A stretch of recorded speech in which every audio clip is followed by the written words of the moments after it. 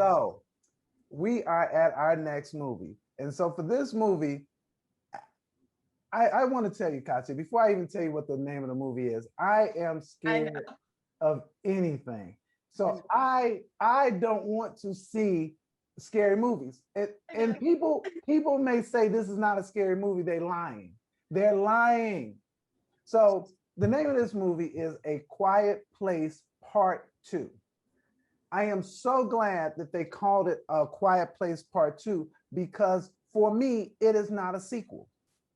A sequel, it's to me, I wrote this in my review, is this it really feels more like a extended version of part 1 because it was they had the same plays, the same, almost everything was the same. You had the challenges were the same, the place was the same, the monsters were the same. So it stands to reason that the effect would be the same. And for me, the effect was totally the same.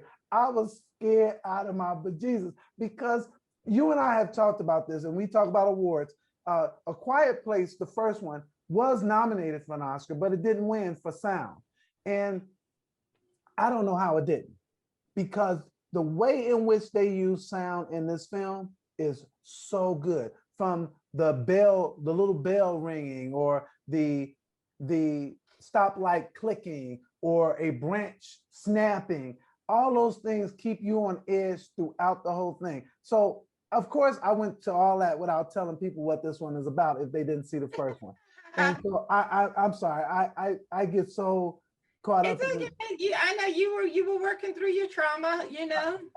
I'm working through my trauma, but for people who don't know, it's really that there's some creatures that came down in the first one. They are eerie, nasty, mean, but they can hear, but they're not really good at seeing. So it's the hearing part that if you can be quiet, you can kind of outsmart them. And there's this family called the Abbott family that from the first movie, they tried to survive to the second movie. Now they're trying to survive without one of their members. And I just want to say it's a harrowing experience and it kept me on edge. Your thoughts, Katya?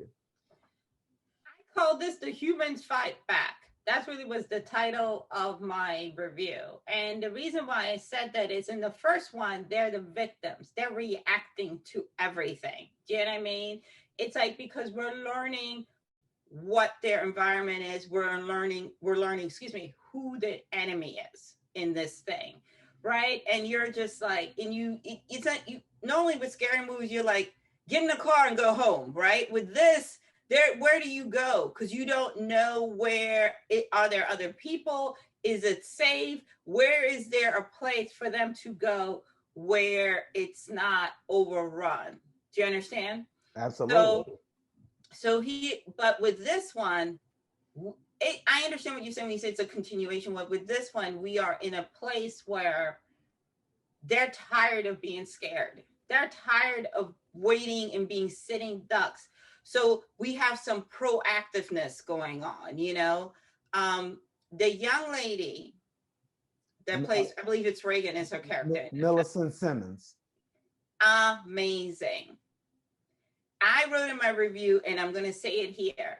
When you give disabled actors something to do, purpose, agency, and let them go, this is what happens. When you're looking at her, you're not thinking she's deaf. You're thinking like, oh my God, she's amazing. What an amazing young woman. And the kids grew up in this one. And also the younger generation takes over. And you are with her. You are rooting for her. You are like, yeah, girl, because this sucks. We're not sitting here waiting for them to come and eat and everything like that. And I love that John did this, that he gave her this moment to shine.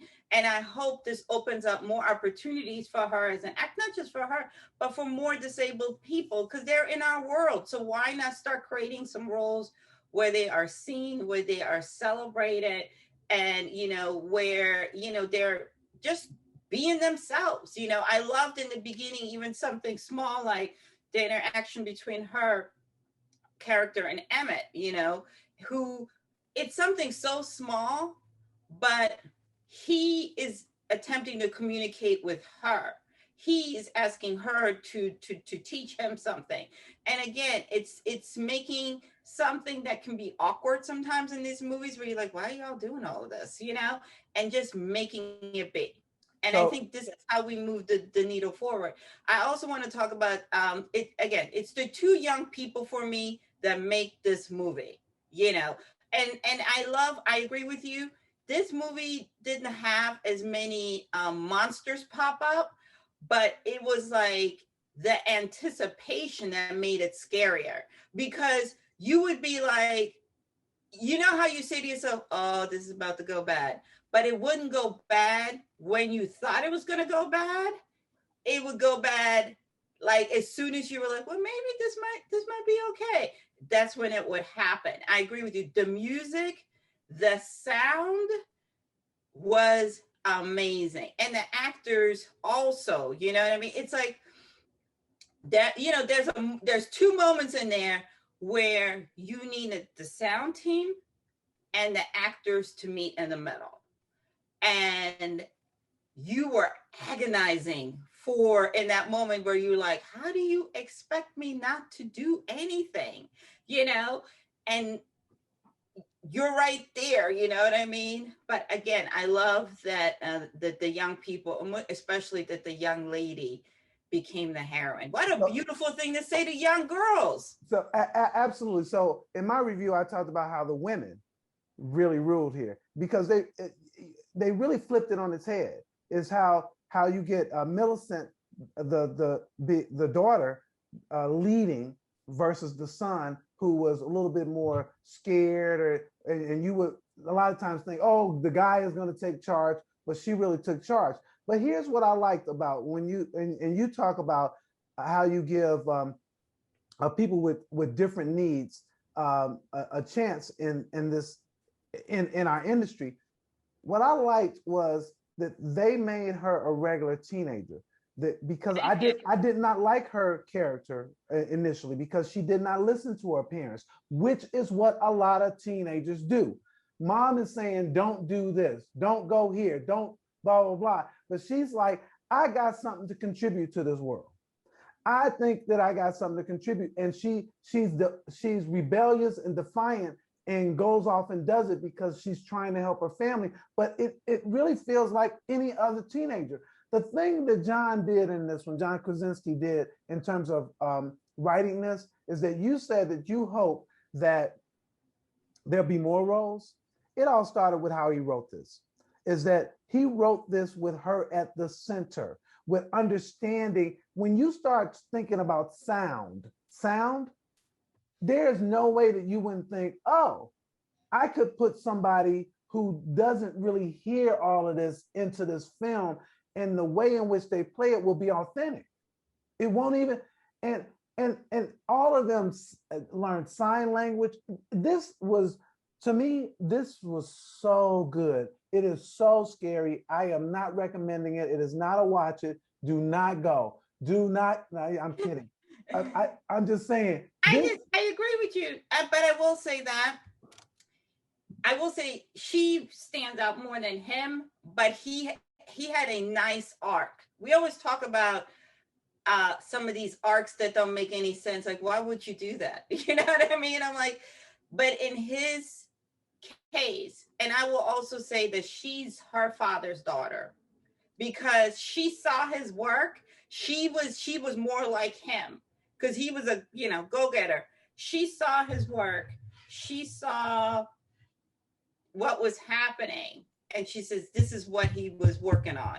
I'm going to finish what he was working on. And but I also think that the young boy gives you a nice arc, you know. At some point, it's like what I'm saying is, you know, at some point you sick and tired of being scared, or you got to stop being scared, because that ain't working. We still out here on our heels, walking around with no shoes and whatever you have to, which really killed me. I was like, y'all don't got no shoes on. Like, I get it. But that's also nice to see, where he was like, you know what? I'm tired of being scared. you know. But again, this movie really, it's a smart horror thriller. It's the you know how with Friday the 13th we always say we so tired of people doing dumb stuff. They're kind we're like, we know you're gonna die because you have to die just out of sheer stupidity. This is the opposite, where this is you're scared and it's smart. And I'm a scaredy cat too. And if I'm telling you I can sit through it, you know what I mean? I'm not Saw is not, no, I can't talk to you about it. I ain't never seen it, not gonna see it. But if my scaredy self can sit through this, you can too. Just, you know, get yourself a buddy, hold their hand, you know, and just kind of like be like, this is key. This is key. Get yourself a buddy and hold their hand. So Katya, I rate films in my reviews from 1 to 4. So if it's a 4-star, a 4 reel for me, then that's the best. To me, this is a 4 reeler for me. I think everything you said, it was smart. The actors did a good job. The sound was amazing. There was nothing in it that made me say, nah, that wouldn't happen. I was in it all the way. I really am. If I hate to tell people to run into the theaters because I don't know what the theaters are doing these days in terms of making sure that people are safe. But this is the one to see in the theaters. Is the big screen. Have 2 buddies so you can hold 2 people's hands, and this is a definite watch it for me. I agree. I mean, if you're gonna go to the theater, go for something good. If you're gonna go through all of that, put your mask on, your protective gear, or whatever. At least, don't you want to spend your money on something that is going to be good? And this is it. You know what I mean? I wouldn't tell you to just, you know, and also, you know, this. It's just going to be a good time, and I don't know if you're going to be in the mood to eat something, but because the popcorn may go every which way, but I definitely am like, go see this, and it's also a nice escape.